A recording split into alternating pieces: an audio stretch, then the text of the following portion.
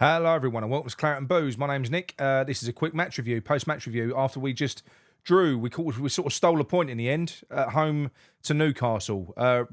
Very, very entertaining and frustrating game in equal measure. But before we get into it, if you're new to the channel, please subscribe and don't forget, drop a like on the video because it does really help us, all right? Well, look, before we get into the game, good news, we haven't done a video on this yet. Good news, Jarrod Bowen has signed or is signing his contract. I mean, the club haven't announced it yet, I don't think. But as I'm sure you've all seen, it's all blown up on Twitter. Yeah, it is. He's signed it. Now, whether or not the minimum fee release clause is in there now, we don't know. It hasn't been clarified. Obviously, the club are not going to leak that. They're not going to say that there is a minimum fee release clause.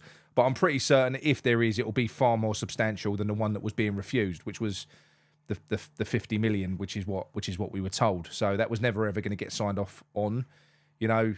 So whatever the problem was, the sticking point, which is what X has said and what Sean Whetstone has said as well, it's been overcome. So whether or not Jarrod Bowen has had a change of heart and he's gone without a release clause, whether we've thrown a load of money at the deal to kind of cancel that out, which is the line that I believe. I've not read it, so you can't quote me on it, but I think what X is saying is we've given him a load of money to mitigate any clauses being inserted. So, you know, in the 2 days since we did that video, one side's woken up, either Sullivan or Bowen, and it looks like it could be Sullivan. It looks like Sullivan maybe after all could have been lowballing, and Sullivan's just come in and gone whack, bang, there you go, long contract, loads of money. I don't think the details of the deal have been released yet, so we don't know quite how much, but it must be substantial if there isn't a release clause. Now, look, if there is, if I do find out any details about the deal, then I will let you know, but I've not heard anything concrete as yet. I got loads of speculation yesterday, loads of rumours as to what had been agreed. Some were saying 60, some were sort of saying 75, blah, blah, blah, blah, blah. I don't know. I'm not too sure. I think it might be the case that Bowen, I think Gonzo alluded to it on Hamish Chat, it could be the fact that since Bowen's been recalled back to England, that's probably pleased him. It's shown him that he can still feature for England while he's playing for West Ham. And also, yeah, I don't know. But whatever's happened, he signed a deal. That's the most important thing.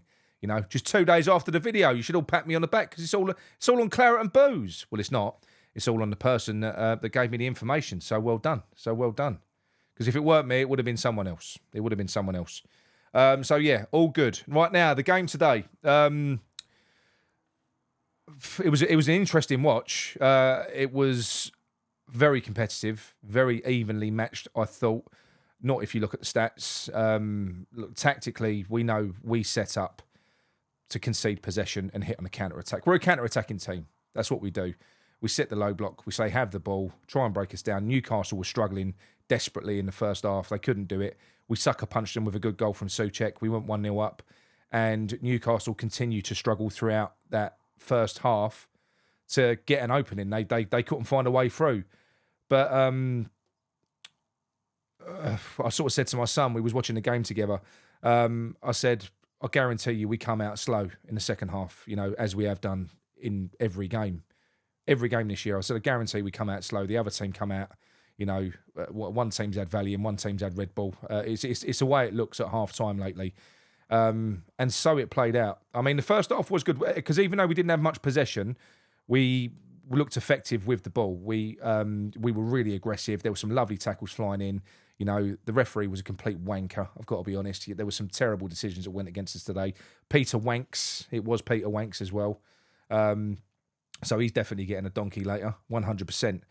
So that didn't help us. That didn't help us at all because it was kind of, whenever we did try and build any momentum, every decision, it felt like anyway, was going in their favour.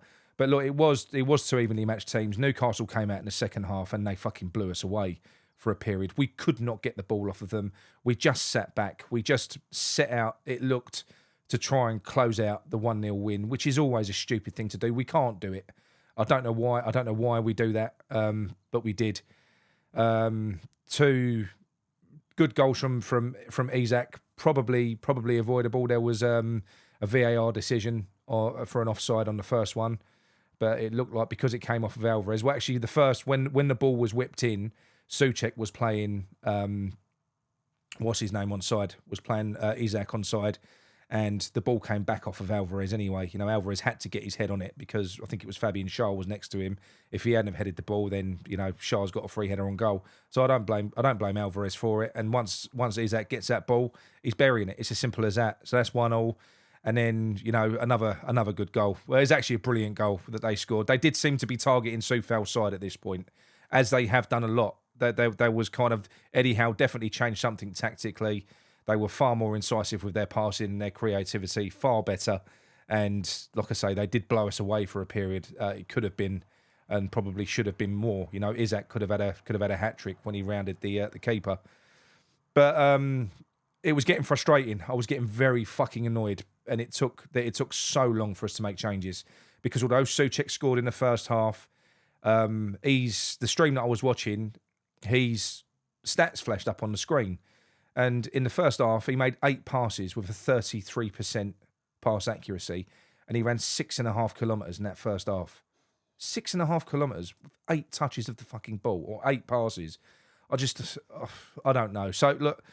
I don't think Antonio necessarily did anything wrong. I think he had a good game. He won some good fouls. He was a constant nuisance. Jared Bowen was really quiet until we made these changes, and then we made the changes in the last 15 minutes. And Kudus comes on and lights up the pitch. Whether he's deep, whether he's central, whether he was out wide, he was popping up all over the place. His passing was sharp. He carries the ball, nice little tricks.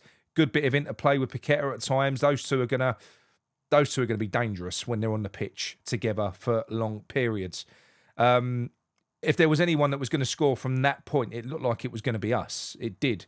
You know, we changed the way we was playing. All of a sudden, we were doing to Newcastle what Newcastle were doing to us for 30 minutes before in that half. We had control of the ball. We were pegging them back. We were creating chances. And then the ball breaks, comes out to Kudus on, you know, not an easy chance by any stretch of the imagination. I think it was Ward-Prowse that fed the ball into him, and he sort of controlled it and hit it, not on a half volley, but the volley, and he smashed it, volleyed it down into the floor, bottom corner, rocket, made no mistake, and he thoroughly deserved that. Now, I'm going to say it now. People are going to say, yeah, well, look, really impressive, you know. David Moyes got his subs right. No, these are his stock subs that he does every game. Stock starting lineup, stock tactic, stock subs. It's what we've done in the last few games. It worked in this one, great. Why can't we do what we was doing for that last 15 minutes for a little bit longer in the game is what I'm trying to say.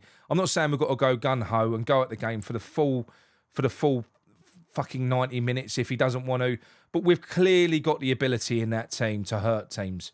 We've got the ability in that squad. Kudus can't be a bench player. He's 100% one of the best players in our squad. There should be no argument whatsoever to say that Kudus doesn't start. There can't be. There can't be.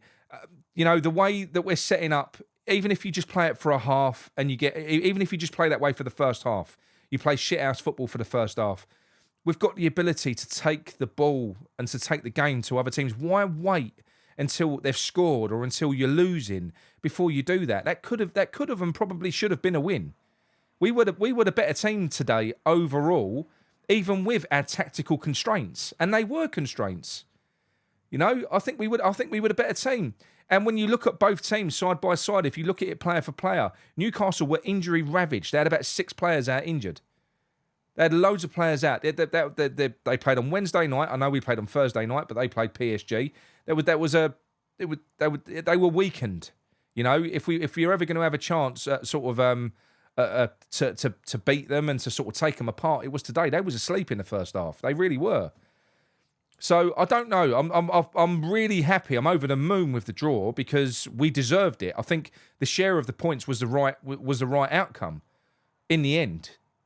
But it shouldn't have been, because I think we were in full control of the game in the first half, even though it was with that low block defensive tactic.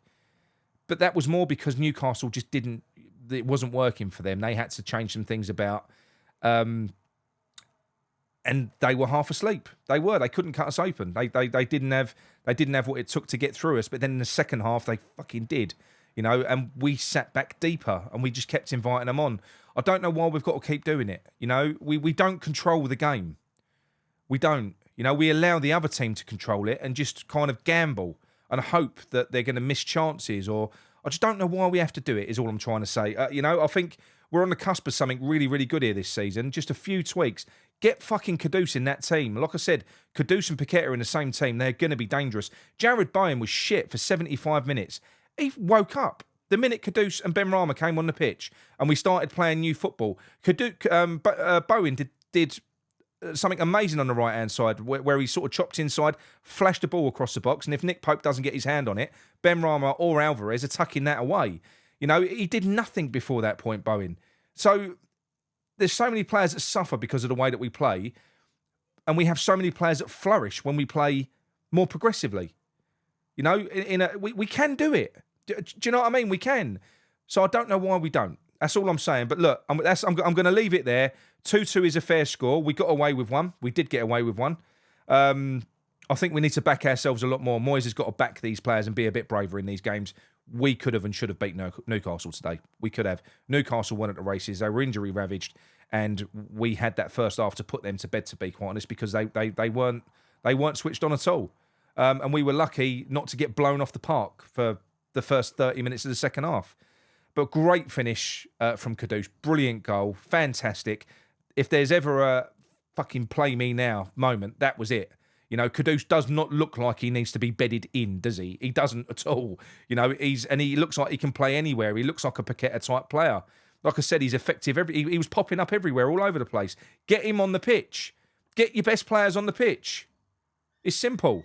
You know, quick mention for James Ward-Prowse's free kick. That moment we've all been waiting for. Emerson kind of bought a foul on the edge of the box. Was a little bit too close in.